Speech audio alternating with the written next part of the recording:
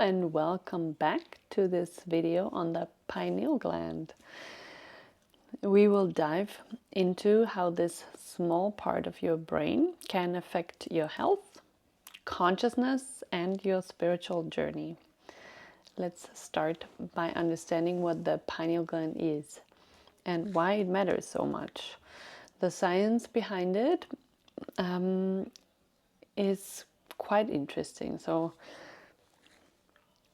most of you might know some things about it, but for the ones who don't know, I will explain it a little closer. The pineal gland is a tiny pine cone shaped structure in the center of your brain. It's about the size of a grain of rice. But don't let the small size fool you. It plays a crucial role in your overall health. So scientifically, the pineal gland is most known for producing melatonin, the hormone that produces your wake-sleep cycle. Think of it as like an internal clock. When it's dark outside, the pineal gland releases more melatonin, and when the light comes back, the melatonin levels drop and you feel refreshed. But here's where things get interesting. The pineal gland is often referred as the third eye in many different spiritual traditions. Well, although the pineal gland doesn't literally see, but it is sensitive to light, and it is related to sensing the world on a deeper level. So, well, the pineal gland also is important to regulate your mood and reproductive cycles. So it holds quite a bit of power. And there's even more to it than just science. I want to talk a little bit about the spiritual aspect. So from a spiritual perspective, many people believe that the pineal gland is connected to higher levels of consciousness. In ancient traditions, it's often associated to the ability to access deeper states of consciousness. For instance, Dr. Joe Dispenza, I've talked about him before, he believes that activating the pineal gland helps us to tap into higher consciousness. And he actually can back this up with a lot of science, but you can look into that deeper if you want to.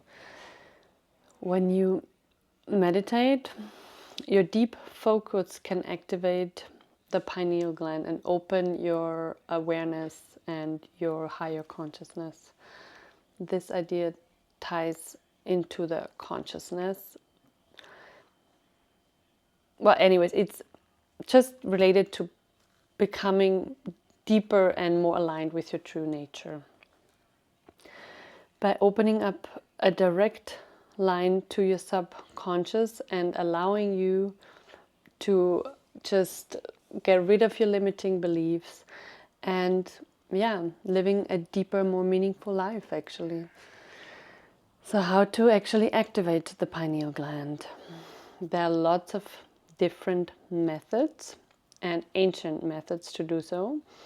I just want to talk about a few ones, but if you want, you can look up different pineal gland activations, meditations. So, there's a lot of things to explore, but many spiritual practitioners believe that you can stimulate your pineal gland through meditation, of course.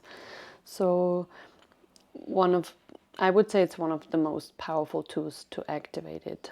As you focus your attention inward, you can begin to quiet your mind and become more aware of the present moment. And this helps to clear away the mental chatter and create space for deeper insights and connections to your higher self. So different breathing techniques, pranayama, or Wim Hof actually developed a lot of different breathing techniques. You can look him up, he's interesting. Yeah, but there's a lot of ways to get there, but in general, breathing techniques are very helpful. So,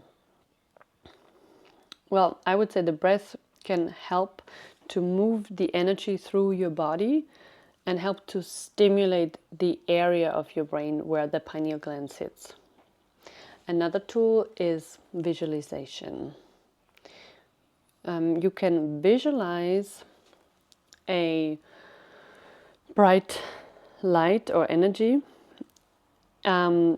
entering the top of your head or the center of your forehead, or you can start with this and then you go to the forehead where your third eye sits.